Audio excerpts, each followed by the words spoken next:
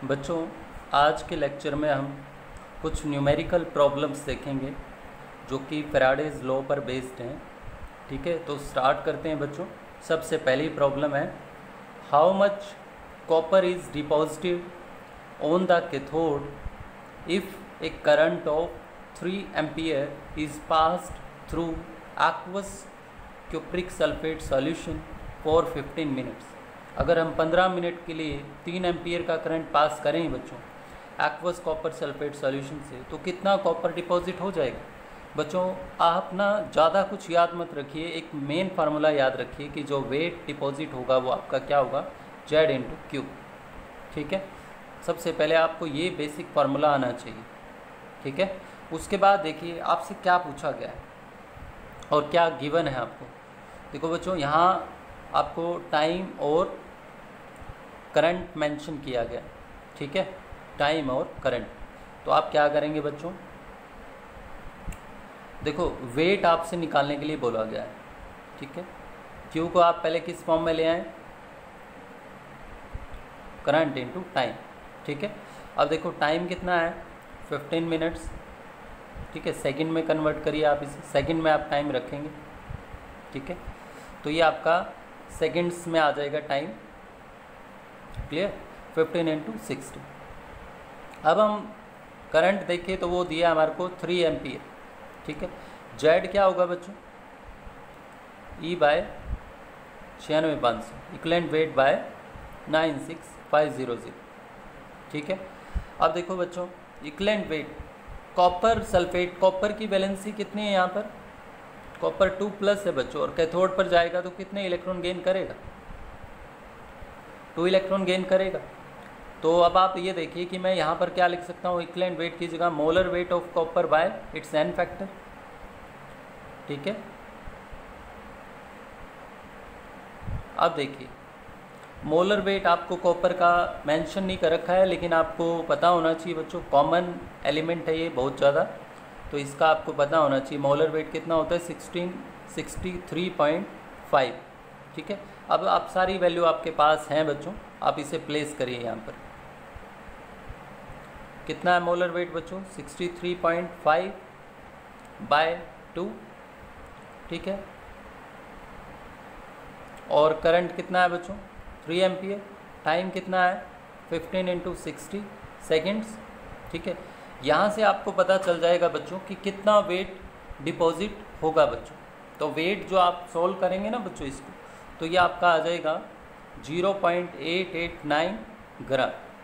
ठीक है, देखो बच्चों मैं फिर से बता दूं, आपसे पूछा गया था कि कितना वेट डिपॉजिट होगा, आपको Z into Q formula use करना है। तो क्यू आई इंटू टी, ये तो आपको मेंशन ही है। जेड क्या होता है, ई बाय 96,500। इक्वलेंट वेट कैसे निकालेंगे, molar weight of copper bye it's an factor. ठीक है, तो आपको पता चल गया मोलर वेट 63.5 और बाय में 2। ठीक है, अब आपके पास सारी वैल्यूज़ थी बच्चों, और आपका जो अमाउंट रहेगा कॉपर का कैथोड पर डिपॉजिट होने वाला वो कितना रहेगा, 0.889 ग्राम। ठीक है बच्चों, इस तरह से ये आपको क्वेश्चन करना था सॉल्व। अब हम नेक्स्ट क्वेश्चन की तरफ अप्रोच करते हैं बच्चों।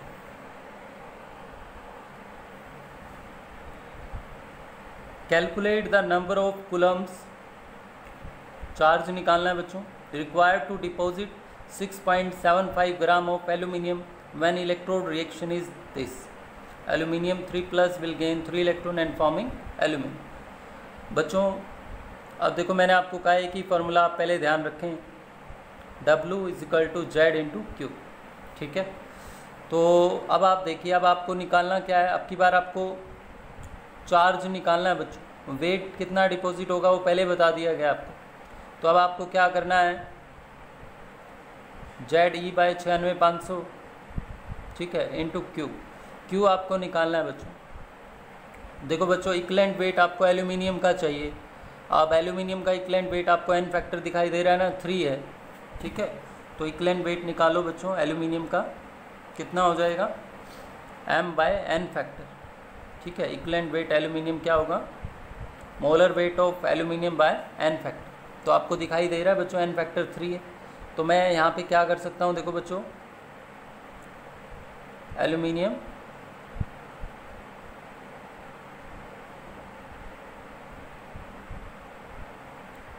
अब देखो सारी वैल्यूज़ रखो और जिसको निकालना आपको वो देखिए क्यों निकालना आपको। W कितना है बच्चों 6.75 ग्राम। मोलर वेट एल्यूमिनियम का कितना होता है 27। वेट कितना है बच्चों 6.75। मोलर वेट कितना है एल्यूमिनियम का 27। चार्ज आपको निकालना है बच्चों।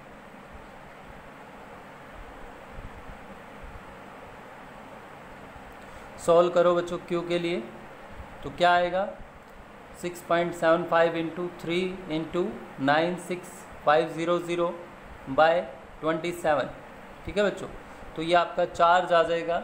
इसे अगर आप सॉल्व करते हैं बच्चों तो ये आपका आएगा 72375 कूलम। ठीक है बच्चों, ये आपका सॉल्व करने भी कितना आ जाएगा 72375 कूलम।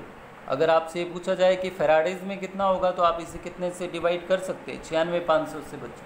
ठीक है, तो इस तरह से देखो अब की बार ना आपको वेट डिपॉजिट पहले ही बता दिया गया था और सिंपली आपको क्या करना था चार्ज निकालना था बच्चों। ठीक है, लेकिन इक्विवेलेंट वेट का जो है ना आपको निकालना आना चाहिए molar weight by N factor. ठीक है, तो एल्यूमिनियम का मोलर वेट 27 होता है, एन फैक्टर आपको 3 दिखाई दे ही रहा है बच्चों। तो आपके पास सब कुछ था, वेट था, डिपॉजिट मोलर वेट था, एन फैक्टर था। ठीक है, और आपको निकालना क्या था सिर्फ क्यों निकालना था बच्चों। ठीक है, इस तरह से ये सेकंड क्वेश्चन। पहले वाले क्वेश्चन में वेट डिपॉजिट पूछ लिया बच्चों, इस क्वेश्चन में वेट डिपॉजिट आपको देके चार्ज पूछ लिया बच्चों। ठीक है, अब हम नेक्स्ट क्वेश्चन की तरफ अप्रोच करते हैं कि उसमें आपसे क्या पूछा गया।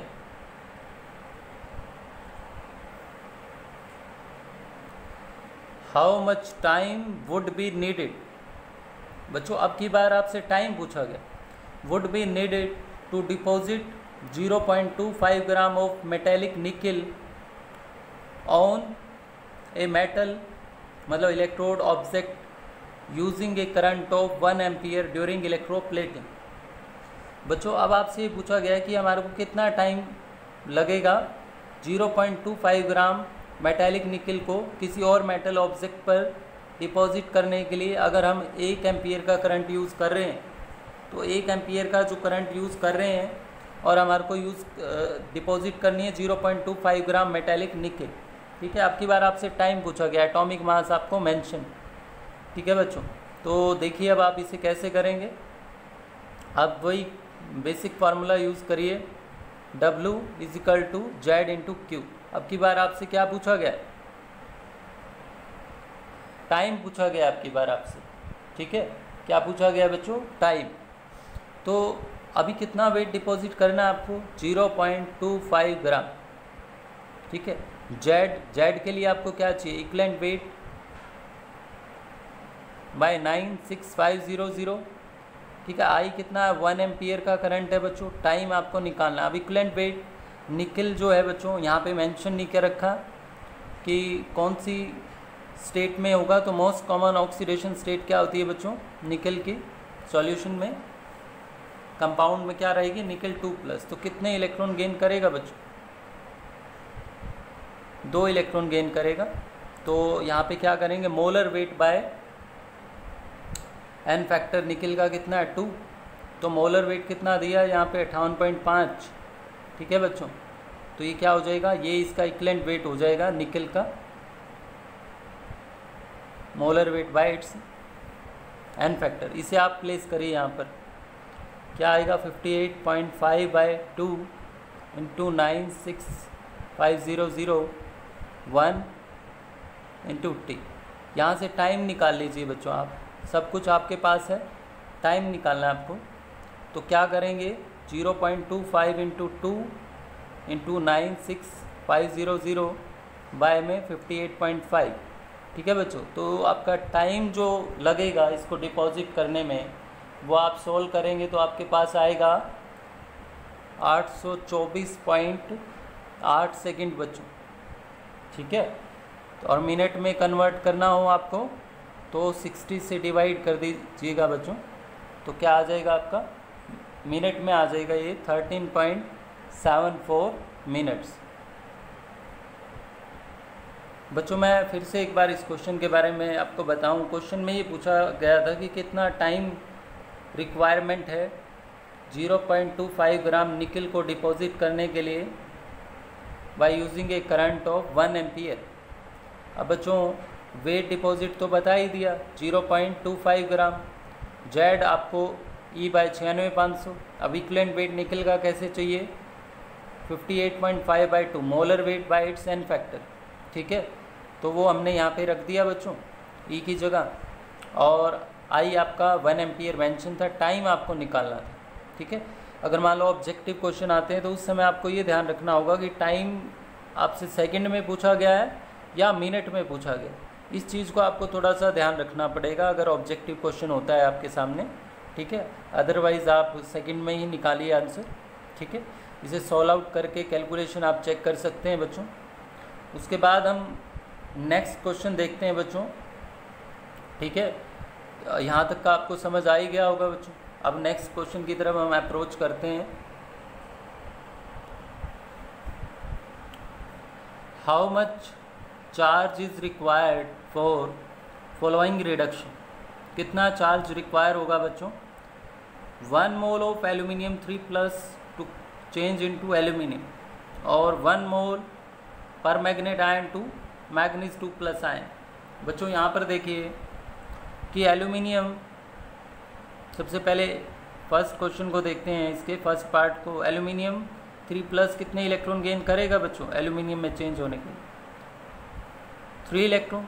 1 स्पीसीज जो है 3 इलेक्ट्रॉन गेन करेगी बच्चों, तो 1 मोल कितने इलेक्ट्रॉन गेन करेगा 3 मोल इलेक्ट्रॉन। ठीक है बच्चों, और आपको पता है कि 3 मोल इलेक्ट्रॉन यानी कि कितने इलेक्ट्रिसिटी हो गई, कितना चार्ज हो गया बच्चों। 1 मोल इलेक्ट्रॉन पे कितनी इलेक्ट्रिसिटी होती है, कितना चार्ज होता है 1 फैराडे ना। तो आपको कितने की रिक्वायरमेंट होगी बच्चों यहाँ पे, क्वांटिटी ऑफ चार्ज रिक्वायर्ड कितना होगा बच्चों 3 फैराडे। साफ साफ दिखाई दे रहा है बच्चों 1 मोल के लिए 3 मोल इलेक्ट्रॉनों की रिक्वायरमेंट है, तो 3 मोल इलेक्ट्रॉन का चार्ज कितना होगा 3 फैराडे। और आपसे कूलम में पूछा जाए तो बच्चों, तो ये आप सोल्व करेंगे ना, आपके पास आ जाएगा बच्चों 289500 कूलम। ठीक है, अब हम नेक्स्ट पार्ट देखते हैं इस क्वेश्चन का। इसमें क्या है बच्चों 1 मोल पर मैग्नेट आयन है। अब आपको देखना पड़ेगा कि कितने इलेक्ट्रॉन पर स्पीसीज ये गेन करता है बच्चों। देखो पर मैग्नेट आयन मैग्नीज 2+ में चेंज होने के लिए कितने इलेक्ट्रॉन गेन करेगा।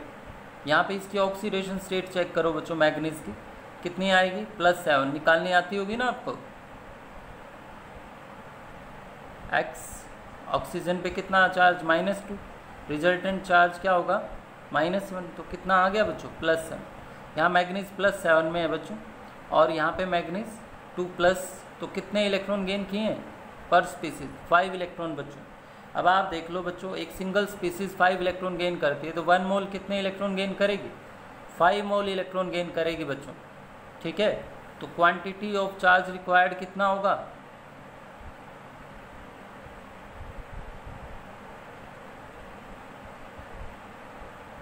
क्वांटिटी ऑफ चार्ज रिक्वायर्ड कितना होगा बच्चों 5 फैराडे। कितना होगा 5 फैराडे।